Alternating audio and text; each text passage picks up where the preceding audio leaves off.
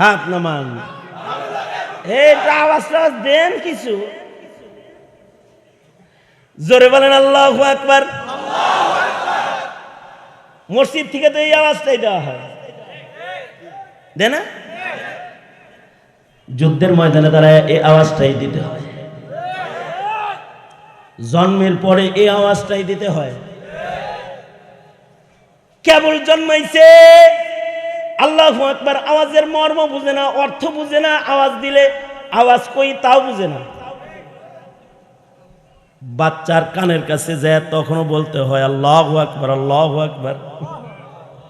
এইটা যার ভাল লাগে না, ওর বাপ মায়ের আজান দেয় নাই,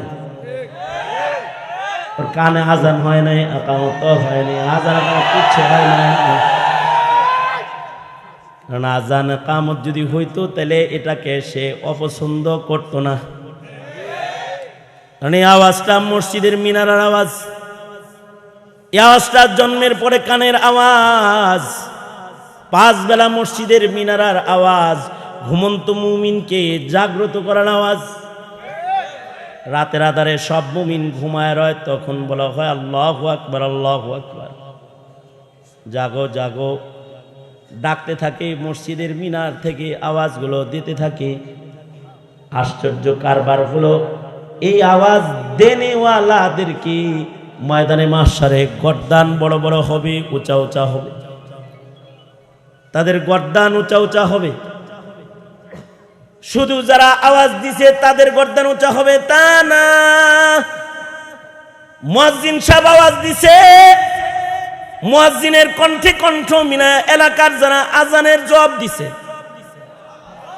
এদের গর্দানও বড় বড় হবে, উঁচা উঁচা হবে, দেখলে চিনা যাবে এরা আল্লাহু আকবার পার্টি। সুবহানাল্লাহ, আর আস্তে করে বলেন সুবহানাল্লাহ। আপনারা তো খুব খারাপ হয়ে গেছেন, আস্তে কইতে গেলে জোরে কন, জোরে কইতে গেলে আস্তে কন, আর জোরে করে আওয়াজ করে বলেন আল্লাহু আকবার। সামনে পিছনে, পিছনে যারা আছে হেরা মনে করতেছে হুজুর 12টা বাজে 11 বাজে, আমরা নাই। জোরে বলেন আল্লাহু আকবার, জোরে বলেন আলহামদুলিল্লাহ। মসজিদে দান করছেন না সবাই? জীবনে মসজিদে দান করছেন তো? মাদ্রাসায় দান করছেন তো? করছেন কিনা? করছেন না জীবনে? মসজিদ মাদ্রাসায় দান করে নাই এমন মানুষ নাই।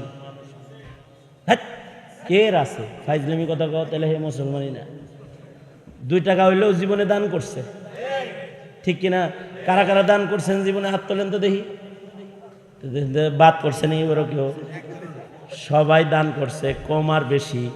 এবার একটি খুশখবরি গ্রহণ করুন। খুশখবরিটি হলো, যারা বড় দান করেছেন অথবা ছোট দান করেছেন, আপনার নামে একটা একটা বাড়ি জান্নাতে রেডি হইছে, যেটা পৃথিবীর কোন নবীর উম্মত পাবে না, শুধু উম্মতে মুহাম্মাদিরা বাড়ি পাবে। বখিল গ্রুপ কোথাকার। সুবহানাল্লাহ বলতে কষ্ট লাগে না?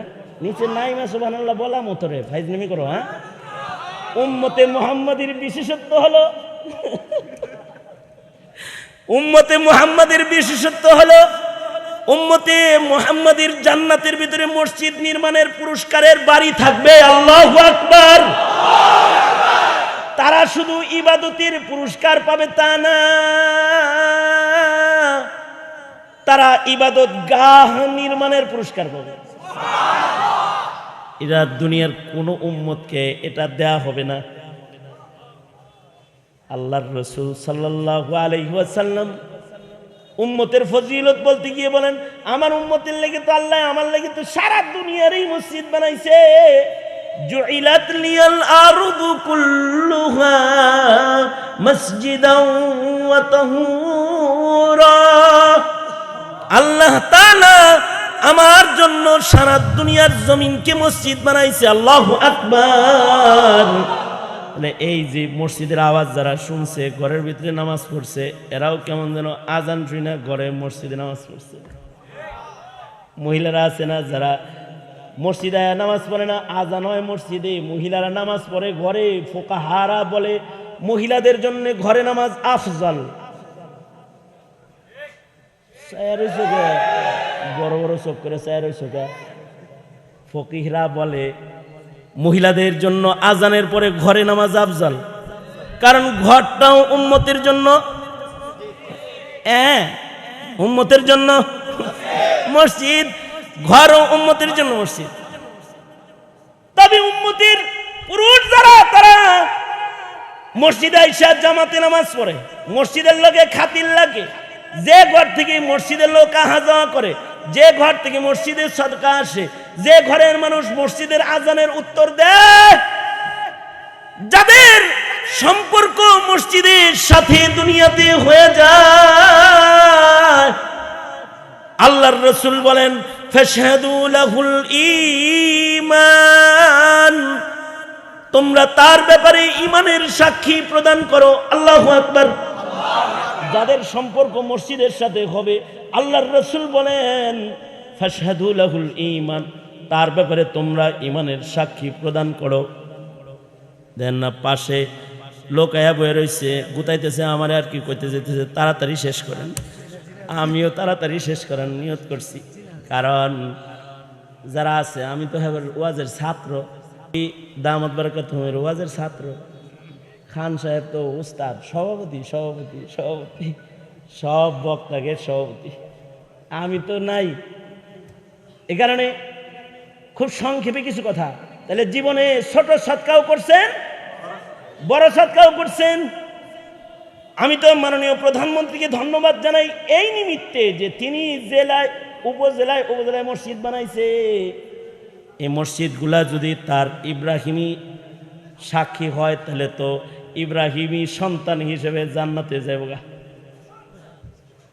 কারণ মসজিদ বানানো এটা ভালো কাজ। দারুণ মসজিদ হয়েছে, যে মসজিদে আপনাদের কাউরে শরীক করা হবে। সরকার, মাননীয় প্রধানমন্ত্রী নিজের খরচে করছে। বাদশাহ হারুনুর রশিদ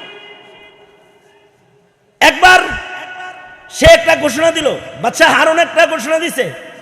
বাদশাহ হারুন কিন্তু বড় নেককার বাদশার নাম, জমানার বড় বড় মুজতাহিদ ইমামদের খাদেম তিনি। ইমাম মালিক রহমতুল্লাহ আলাইহির খেদমত করছেন।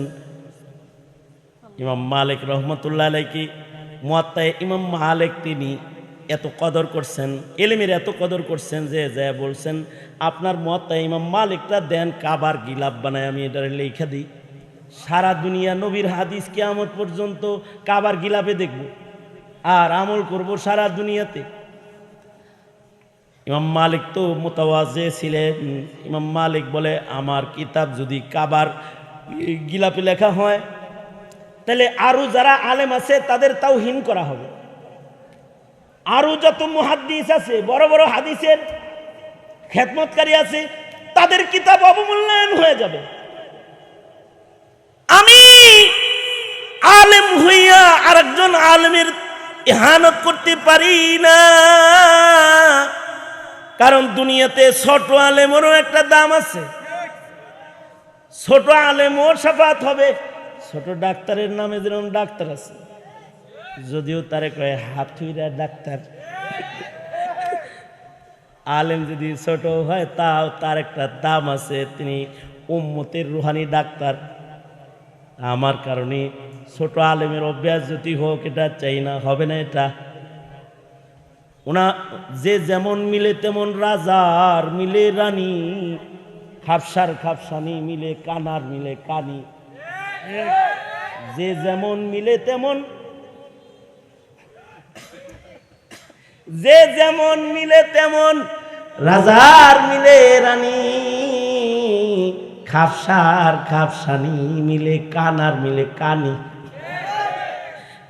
চোরের ঘরে যেটা থাকে এটা আর এক ছুটি হয়, এই কারণে চোর ওই ঘরে ভাত পায়। চোরের ঘরে চোরের বউ যদি চোরের সমর্থক না হইতো, তাহলে তো ওরে রাত্রেবেলা গলা কেটে মেরা লাগতো। তুই চুরি করে খাওয়াবি, তোর দেখামো, তোরে কাটমো।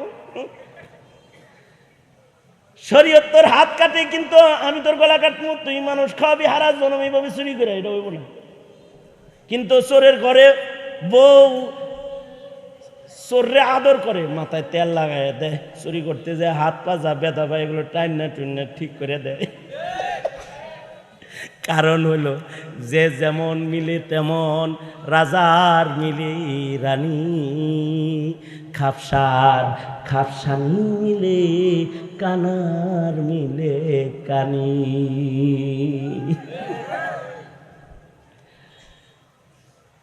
লীল আকসারি হুকমিল কুল, অধিকাংশের উপরে তো কুলের নিসবত লাগে। ইল্লা মাশাআল্লাহ, এই কুলের ভেতর থেকে দুই চারটা আলোক হয় যে চোরার ঘরেও ভালো পাওয়া যায়, ভালোর ঘরেও চোর পাওয়া যায়, হয় না তা না।